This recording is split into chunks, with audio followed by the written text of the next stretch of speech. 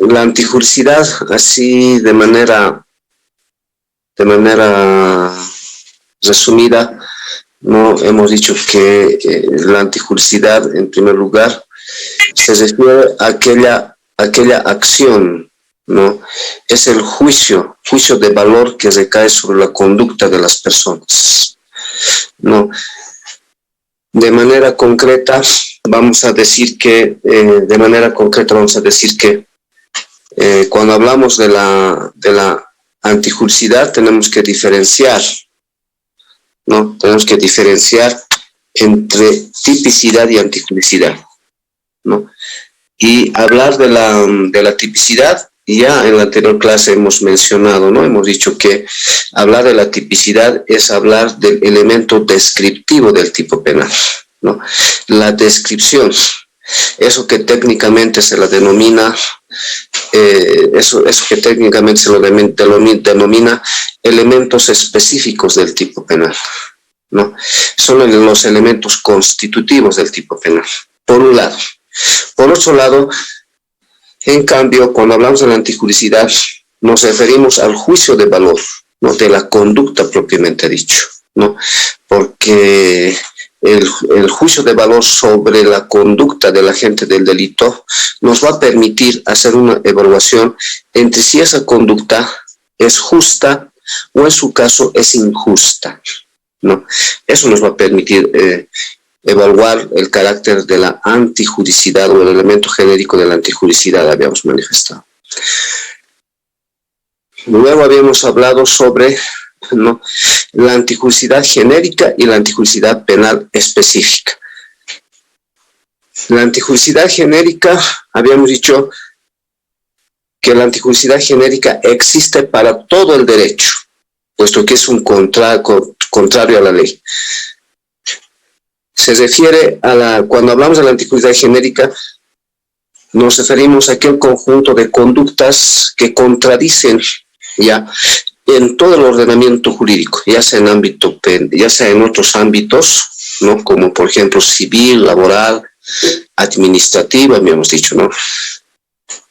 La antijuricidad se presenta en todas las disciplinas, ¿no? En cambio, la antijuricidad específica es aquella antijuricidad, aquella conducta que contradice, que se encuadra, ¿no?, al tipo penal, habíamos dicho, ¿no? Por eso es específico, ¿no? Porque la antijuricidad específica solamente está relacionado con el tipo penal, con el ámbito de la tipicidad, ¿no? Lo que no ocurre con la antijuricidad genérica. La antijuricidad genérica, en cambio, está relacionado con todo el derecho, ¿no? Es decir, con todas las disciplinas, ¿no?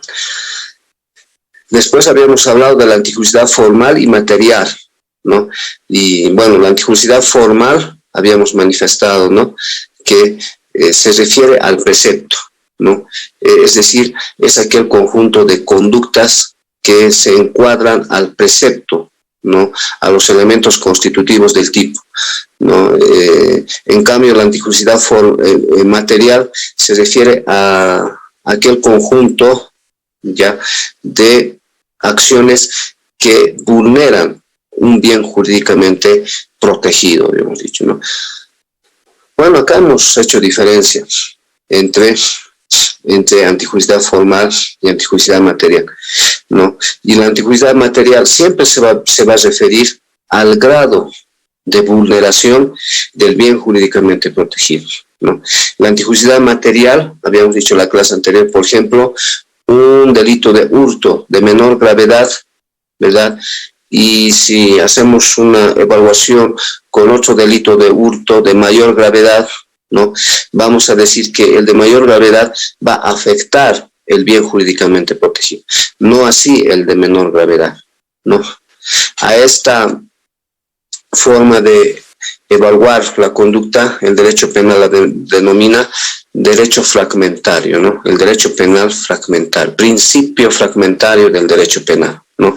Porque el derecho penal, ¿no?, clasifica, ¿no?, entre los hechos, ¿no?, antijurídicos más leves, más graves, ¿no? Y el derecho penal tiene que perseguir, ¿no?, siempre aquellas conductas de mayor gravedad, habíamos dicho, ¿no? Habíamos dado ejemplos. Y en conclusión, habíamos dicho que hay antijuricidad material si existe un daño al bien jurídicamente protegido, ¿no? Si existe un daño al bien jurídicamente protegido, ¿no?, que también se denomina si existe principio de lesividad, ¿no? Es decir, el principio de lesividad se refiere al daño, ¿no?, relevante, al daño importante, al daño significativo que tiene que existir en contra de un bien jurídicamente protegido, ¿no? Si no hay un daño relevante, no hay principio de lesividad, por lo tanto no hay, ¿no?, antijuricidad material, ¿no? Entonces, no con ello habíamos dicho, ¿no?, que no haya antijuricidad formal. La antijuricidad formal siempre va a existir, así sea en un hecho leve o en su caso en un hecho de mayor gravedad, ¿no? Bueno, habíamos hablado también de la tipicidad y la antijuricidad, ¿no? Y bueno, cuando hablamos de la tipicidad y la antijuricidad, habíamos dicho que en materia penal, ¿no?, se considera una conducta antijurídica toda aquella conducta que se encuentra, ¿verdad?, tipificada, ¿ya? Si no hay tipificación, no hay antijuricidad. La tipificación, ¿no?, es la condición sine qua non, la condición es sine qua non para que haya antijuricidad en materia penal, ¿no? Porque posteriormente hemos hablado de eso, por eso hemos hablado de que la tipicidad siempre se va a constituir en el límite de la antijuricidad, ¿no?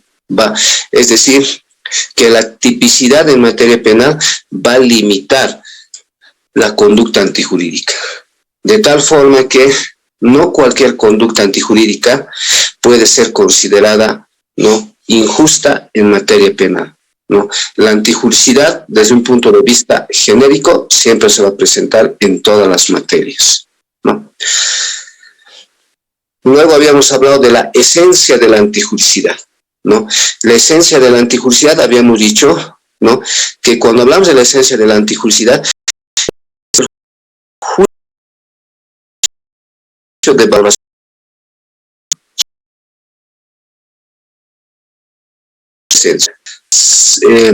¿Cuál es la característica, no, fundamental? ¿Cuál es la característica permanente de la antijuricidad?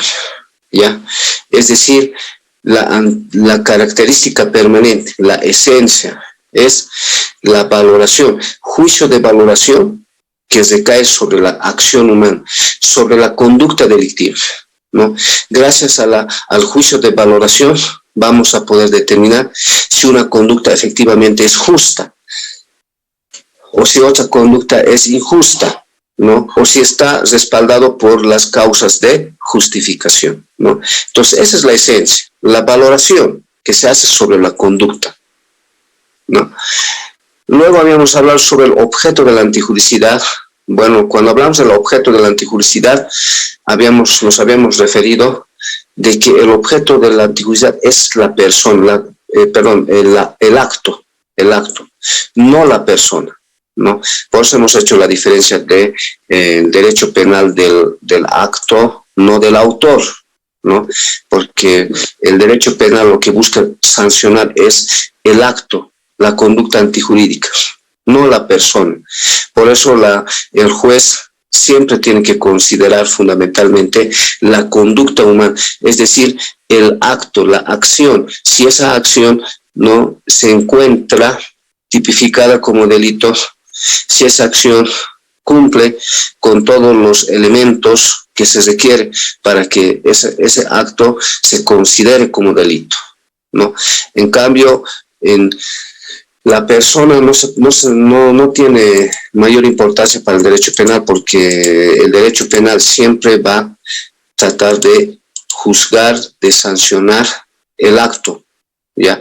Independientemente de las cualidades físicas o de las cualidades psíquicas de la persona, habíamos dicho, ¿no? Bueno, ahora vamos a hablar del concepto objetivo de la tipicidad, ¿no? Bueno, cuando hablamos del concepto objetivo de la antijuricidad, ¿no? No, como su nombre mismo lo está diciendo, objetivo, ¿no? Lo objetivo es todo aquello que se puede palpar a través de nuestro sentir, todo lo que podemos ver, ¿ya? Es decir, la conducta antijurídica de la persona, ¿no? Es decir, es esa conducta, ¿no?, que tenemos que evaluar, esa conducta que tenemos que establecer si esa conducta es una conducta justa, porque si es una conducta justa, vamos a llegar a la conclusión de que si bien puede ser típica, ¿no?, pero sin embargo esa conducta puede ser justa, ¿no? Aquí tenemos que tomar en cuenta, porque una conducta puede estar tipificada como delito, pero que sin embargo esa conducta, ¿verdad?, esa conducta pueda ser justa, ¿no? Y aquí es donde entran las causas de justificación, ¿no?, como vamos a ver, ¿no?, causas de antijuricidad, ¿no?, causas de justificación, ¿no? Y vamos a tomar en cuenta de que cuando una conducta es justa, ¿no?, es ahí donde vamos a tomar en cuenta las causas de justificación, como la legítima defensa, ¿no?, como el estado de necesidad, ¿no?, como el ejercicio de un derecho, ejercicio de un deber, ¿no?, para justificar, ¿no? Puede ser que una conducta sea delictiva, esté tipificada como delito, pero que sin embargo, si vamos a hacer un juicio de valoración objetivo, ¿ya?, que va a recaer sobre la conducta de las personas, ahí nos vamos a dar cuenta de que esa conducta, ¿verdad?, por más que esté tipificada como delito, pero sin embargo no hay antijuricidad. ¿Por qué no hay antijuricidad? Porque está respaldado por alguna de las causas de justificación. Así, por ejemplo, la legítima defensa, ¿no ve? Entonces, ese es el objeto, en el sentido de que cuando hablamos del objeto de la antijuricidad, nos referimos a todo aquello que se puede valorar, ¿verdad?, objetivamente, y es observable por nuestros sentidos. La conducta antijurídica es observable por nuestros sentidos, ¿no? Por eso hablamos de la antijuricidad objetiva, ¿no? Todo ese movimiento corporal objetivo, fáctico, que se puede observar en la realidad y que esa conducta se subsume al tipo penal, ¿no? Así, por ejemplo, en el delito de robo, el que es apropiar de un bien mueble, si efectivamente en la realidad fáctica vamos a poder observar la conducta de esa persona que efectivamente se encuadra, se encaja al tipo de robo, ¿no?, ya estamos haciendo una valoración objetiva de la antijuricidad. ¿Ven? Entonces, por eso hablamos del concepto objetivo de la antijuricidad, ¿no? Porque acá tenemos que tomar en cuenta la subsunción de la conducta. Y este es también el más importante porque en la práctica lo que más vamos a poder observar, ¿no?, es la conducta antijurídica, ¿no? A partir de esa conducta vamos a poder establecer si es típica, no es típica, ¿no?, si es justa, si es injusta, ¿no?, si va a estar respaldado por alguna de las causas de justificación, etc. Ya vamos a poder observar. Por eso es su objetivo.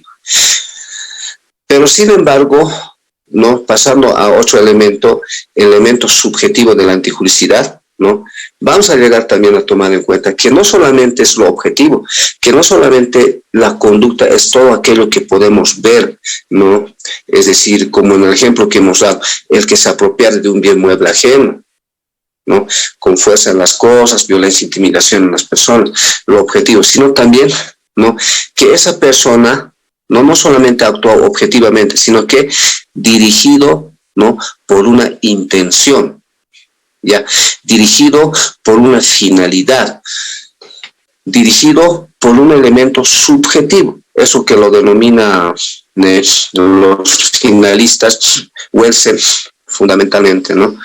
Hans Welsel, como finalista, ¿no?, dice, tenemos que tomar en cuenta el injusto personal, ¿no? Para este autor, el injusto personal significa que la antijuricidad no solamente es lo objetivo, es decir, aquella conducta que podemos observar y determinar si efectivamente ese delito es todo aquello que está prohibido por la ley, si esa conducta es una conducta que ha prohibido la ley, ¿no?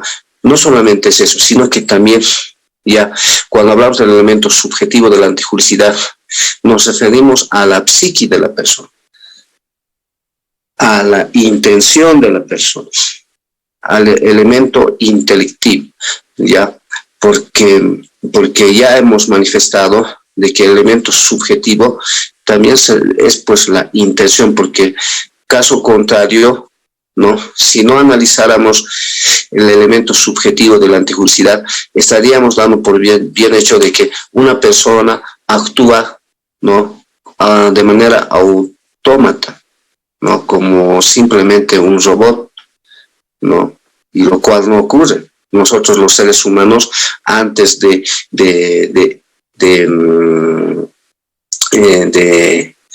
ejercer un acto, una conducta, ¿no?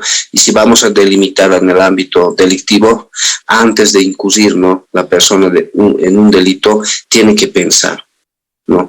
Por eso los finalistas la denominaban elemento interno del delito, la ideación, ¿no? Es decir, determinar la finalidad, ¿no?, de su conducta, pero cuya finalidad es cometer un delito, apropiarse de lo ajeno. Esa es la idea. Ha tenido la intención de apropiarse de lo ajeno. Entonces, eso es el injusto personal.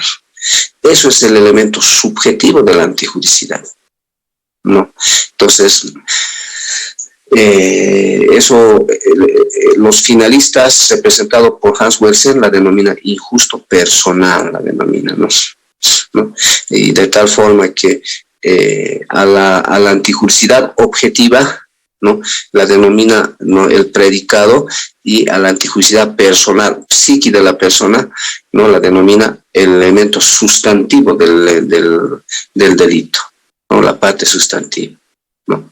Entonces, dicho en otras palabras, ¿no?, siempre va a haber antijuricidad objetiva y antijuricidad subjetiva, ¿no?, fundamentalmente, ¿no? Entonces, eso es lo que hay que tomar en cuenta, ¿no? Así, por ejemplo, si vamos a desmenuzar un ejemplo, por ejemplo, el que con fines lascivos, por ejemplo, ¿no? Que en este caso, cuando hablamos de la finalidad lascivo, acá la antijuricidad, ¿no?, cuando se habla de la finalidad lasciva, ¿no?, vamos a tomar en cuenta que la finalidad del agente del delito es sexual, ¿no? Fines lascivos, ¿no? Eso es lo que hay que determinar cuando hablamos de la antijuricidad subjetiva, ¿no? Porque el ser humano no solamente va a actuar objetivamente, ¿no? Y esa es la crítica que ha habido también, ¿no?, con la doctrina causalista. Los causalistas solamente ven lo objetivo, ¿ya? El movimiento corporal del agente del delito, ¿no?, de querer perpetrar el hecho criminal objetivamente, ¿no? En cambio, los finalistas dicen no, la antijuricidad también tiene el elemento subjetivo, como en el ejemplo que estamos dando, el que con fines lascivos, dice, ¿no?, sustrajere a una persona, reteniere a una persona, ¿no? Entonces, acá tenemos que tomar en cuenta, si queremos subsumir adecuadamente el hecho criminal al tipo penal, tenemos que considerar el elemento subjetivo, que en este caso, ¿no?, es fines lascivos, es decir, que tiene que haber una finalidad sexual del agente del delito. Tiene que haber raptado, ¿no?, tiene que haber raptado con fines sexuales, por lujuria. ¿A ver? Eso es lo que hay que demostrar si queremos adecuar el elemento subjetivo, ¿no? Porque si no demostramos, ahora puede ser de que el agente del delito haya raptado por otras razones, por ejemplo, que no sea efectivamente el lascivo. Entonces, en esos casos, ¿no?, ya no hay pues antijuricidad subjetiva, ¿no?, si las razones son otras. subjetivamente no era lascivo, ¿no? El que raptare, ¿no? Con fines lascivos, ¿no? Sustrajera, reteniera a una persona, dice, ¿no? Entonces, si no demostramos ese elemento subjetivo, no vamos a poder adecuar al tipo penal. Hay que demostrar la antijuricidad subjetiva también, ¿no? Porque puede ser que acá tenemos que tomar en cuenta que el agente del delito declare que sí, efectivamente ha raptado, pero que no era por fines lascivos, que no era por lujuria, para defenderse. ¿Se dan cuenta? Y puede decir que era por fines para llevar adelante una broma, para jugarle una broma, puede declarar el agente del delito. Entonces ahí estamos en serios problemas, porque no vamos a poder demostrar el elemento subjetivo, porque el agente del delito ha declarado que era una broma, por eso lo ha raptado, ¿no? Pero sin embargo nosotros estamos queriendo endilgar rapto con fines lascivos, es decir, con fines sexuales. Entonces, demostrar el elemento subjetivo, todo va a depender de los hechos, ¿no? De la forma, incluso de la forma en cómo va a declarar el agente del delito, ¿no? En un momento determinado ante las autoridades competentes, ¿no? Por eso muchos autores han preferido nomás, ¿no? Hacer uso de su derecho al silencio, ¿no? Y no dar datos, ¿no? Porque puede ser que el agente del delito, sin darse cuenta, ¿no? Declare que sí, efectivamente ha raptado, que ha sido por fines sexuales, ¿no? O por fines lascivos. Entonces, ahí, ¿no? Ya se demuestra el elemento subjetivo, ¿no? Que está previsto en la ley, rapto con fines lascivos, ¿no? Entonces, esa es la antijuricidad subjetiva, y a eso se refiere también la teoría finalista. Para la teoría finalista es fundamental el elemento subjetivo, ¿no? Por eso ya en las clases anteriores también hemos manifestado, ¿no? Hemos dicho que cuando hablamos de la teoría finalista, la acción finalista, ¿no?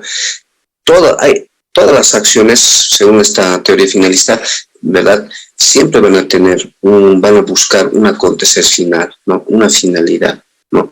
Y hemos hecho diferencia incluso entre finalidades simples, finalidades complejas, ¿no? Finalidades concomitantes, hemos dicho, ¿no? Finalidades simples, por ejemplo, una finalidad simple que yo quiera, ¿no?, injuriar a una persona, y finalidad era injuriar, ¿no? Ahí no hay mayor trámite, ¿no? Es simple el delito, se ha configurado por el solo hecho de injuriar, ¿no? Finalidad simple, ¿no? Ahora, puede haber también finalidades complejas, ¿no? Donde previamente ha tenido que planificar, ha tenido que seleccionar los medios, ¿no? Ha tenido que analizar los medios concomitantes, sobrevinientes, ¿no? Luego recién no se ha puesto a ejecutar, ¿no?, materialización externa, ¿no? Ha tenido que llevar adelante varias conductas voluntarias con conocimiento y voluntad, hemos dicho, ¿no? Y posteriormente, ¿no?, en el previo a la ejecución de la finalidad principal, ha tenido que ejercer varias conductas, ¿no?, varias acciones del agente del delito para recién perpetrar el hecho criminal. Aquí estamos frente a una finalidad compleja ya, ¿no? Frente a una finalidad compleja, ¿no? Y finalmente concomitante, es decir, ¿no?, que para materializar, ¿no?, una finalidad concreta previo, ¿no?, tiene que necesariamente, ¿no?, establecer otra finalidad, ¿no? Es decir, por ejemplo, la finalidad de heredar, pero que para heredar tiene que acabar con la vida de su pariente. Entonces estamos frente a finalidades concomitantes. ¿Se dan cuenta? Entonces en el ámbito finalista, les decía, el elemento subjetivo es fundamental. Por eso por eso les he dicho también en la clase anterior, ¿no? Que los finalistas, ¿no? Antes de endilgar, antes de subsumir el hecho, la acción criminal, ¿no? Previamente tiene que identificar dónde está el elemento subjetivo del tipo penal, ¿sí? ¿Dónde está el elemento subjetivo? Pues la denominado tipo subjetivo, ¿no? Porque en cuanto al tipo objetivo, es relativamente fácil, podríamos decir, ¿no? Establecer objetivamente la conducta, ¿no? Pero el elemento subjetivo, ¿qué es lo que está regulando el tipo penal? Por ejemplo, el delito de robo, el que se apropiara de un bien inmueble con fuerza de las cosas. ¿Cuál es el elemento subjetivo en el delito de robo? Tenemos que identificar, ¿no? Dice, la finalidad del agente del delito, fundamentalmente, subjetivamente hablando, es apropiarse de lo ajeno, es la finalidad, ¿no? Entonces, eso es lo que tenemos que demostrar, porque no en todos los tipos va a describir también de manera concreta el elemento subjetivo, ¿no? Como por ejemplo en el delito de robo, ¿no? En cambio, en otros tipos sí prescribe de manera concreta la parte subjetiva, como en el de bigamia, por ejemplo. En el bigamia concretamente dice el tipo, ¿no? El que a sabiendas, dice, ¿no? El que a sabiendas, ¿no? Contrajere segundas noches. Entonces, ahí ya está describiendo, ¿no? El elemento subjetivo que se tiene que demostrar. Pero en algunos tipos, ¿no? Hay que identificar, ¿no? ¿Cuáles? Como por ejemplo en el delito de rapto con fines lascivos, ahí ya está estableciendo el elemento subjetivo, ¿no? Entonces, la antijuricidad subjetiva para los finalistas es fundamental, ¿no? No, les reitero, lo que no ocurre con los causalistas. Los causalistas solamente toman en cuenta el elemento objetivo nomás, el movimiento corporal, la antijuricidad objetiva nada más, ¿no? Y ustedes me dirán, entonces, ¿dónde tratan pues los causalistas la parte subjetiva? En la culpabilidad, ¿no? Los causalistas van a analizar, ¿no? El elemento subjetivo en la culpabilidad, lo que es otro elemento genérico del delito, ¿no? Ahí es donde los causalistas van a analizar lo que se refiere al elemento subjetivo, ¿no? Cuando habla de la culpabilidad, ¿no? Y es ahí donde los causalistas van a analizar del dolo y la culpa, en la culpabilidad, ¿no? En cambio, los finalistas, la parte subjetiva dice, no hay que tratarle la culpabilidad, porque si vamos a hablar ontológicamente, estudio del ser, ¿no? La acción, la conducta humana siempre va a tener una finalidad, un acontecer final. Por lo tanto, la parte subjetiva, el dolo, hay que tratarla en la acción y también en el tipo penal. Por eso ha cambiado la revolución, prácticamente ha revolucionado, ha reestructurado prácticamente lo que es los elementos genéricos del delito, ¿no? Que había propuesto la escuela causalista. ¿Se dan cuenta? ¿No? Entonces, elementos subjetivos, jóvenes, también se puede identificar en la antijuricidad, ¿no?